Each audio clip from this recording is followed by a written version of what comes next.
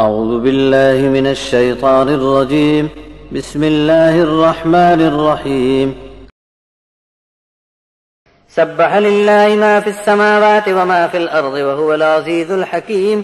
هو الذي أخرج الذين كفروا من أهل الكتاب من ديارهم لأول الحشر ما ظننتم أن يخرجوا وظنوا أنهم مانعتهم حصونهم من الله فأتاهم الله من حيث لم يحتسبوا وقذف في قلوبهم الرعب يخربون بيوتهم بأيديهم وأيدي المؤمنين فاعتبروا يا أولي الأبصار.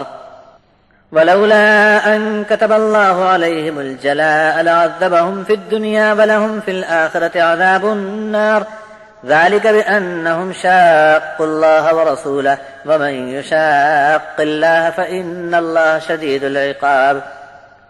ما قطعتم من لينة أو تركتموها قائمة على أصولها فبإذن الله وليخزي الفاسقين.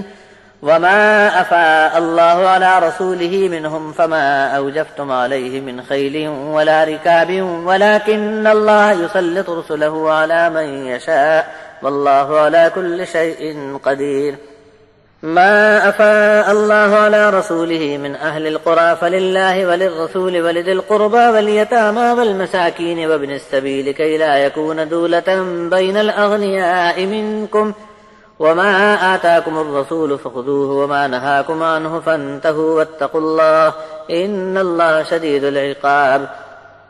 للفقراء المهاجرين الذين أخرجوا من ديارهم وأموالهم يبتغون فضلا من الله ورضوانا وينصرون الله ورسوله أولئك هم الصادقون. والذين تبوأوا الدار والإيمان من قبلهم يحبون من هاجر إليهم ولا يجدون في صدورهم حاجة مما أوتوا ويؤثرون على أنفسهم ولو كان بهم خصاصة ومن يوق شح نفسه فأولئك هم المفلحون. والذين جاءوا من بعدهم يقولون ربنا اغفر لنا ولإخواننا الذين سبقونا بالإيمان ولا تجعل في قلوبنا غلا للذين آمنوا ربنا إنك رؤوف رحيم. آغاز اللہ کے نام سے ہے جو رحمان رحیم ہے۔ آسمانوں اور زمین میں جو مخلوق ہے اللہ کی تسبیح اور پاکی بیان کرتی ہے کہ وہی زبردست حکمت والا ہے۔ وہی ہے جس نے اہل کتاب کے انکاری ٹولے کو ان کے گھروں سے پہلی بار گھیر گھار کر جمع کر کے اکٹھا نکال باہر کر دیا۔ تمہارا بھی خیال نہ تھا کہ یہ لوگ نکل جائیں گے، اور ان کا تو یہ گمان تھا کہ اللہ کے مقابلے میں ان کی حویلیاں قلعے ان کو بچا لیں گے، جبکہ اللہ کا عذاب ان پر ایسا آیا کہ ان کے حساب کے باہر کی بات ہو گئی اور ان کے ہوش اڑ گئے۔ اللہ نے ان کے دلوں میں رعب ڈال دیا، اپنے ہاتھوں سے اور ایمان والوں کے ہاتھوں سے اپنے گھر اجاڑنے لگے۔ آنکھوں والو اس واقعے سے عبرت پکڑو، اللہ نے ان کے نصیب میں جلا وطن ہونا لکھ دیا تھا۔ اگر یہ نہ ہوتا تو ان کو دنیا میں اور بھی زیادہ سخت سزا دیتا، اور آخرت میں ان کے لیے آگ کا عذاب ہے۔ یہ اس لیے ہوا کہ انہوں نے اللہ اور اس کے رسول کی مخالفت کی، اور جو کوئی بھی اللہ کے خلاف جائے گا تو اللہ عذاب دینے میں بہت سخت ہے۔ جو درخت تم نے کاٹ ڈالے یا ان کی جڑوں پر کھڑا چھوڑ دیا، یہ سب اللہ کے حکم کے مطابق ہی ہوا تاکہ نافرمان لوگوں کو رسوا اور ذلیل کیا جائے۔ اللہ نے اپنے رسول کی اس کارروائی پر دشمن سے بغیر جنگ کے جو مال دلایا، اس پر تم کو لڑائی میں گھوڑے یا اونٹ دوڑانے کی ضرورت پیش نہیں آئی، لیکن اللہ چاہے تو اپنے رسولوں کو اس طرح بھی دشمنوں پر غالب کر دیتا ہے، اور اللہ تو ہر چیز پر قادر ہے۔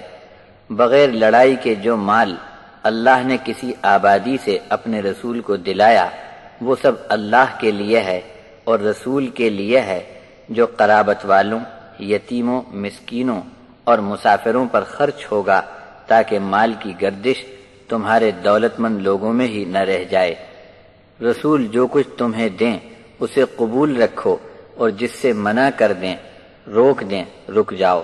ہر حال میں اللہ سے ڈرتے رہو، اور اس امر کا لحاظ رکھو کہ کسی پر اللہ کی پکڑ ہو گئی تو بہت ہی سخت ہوتی ہے۔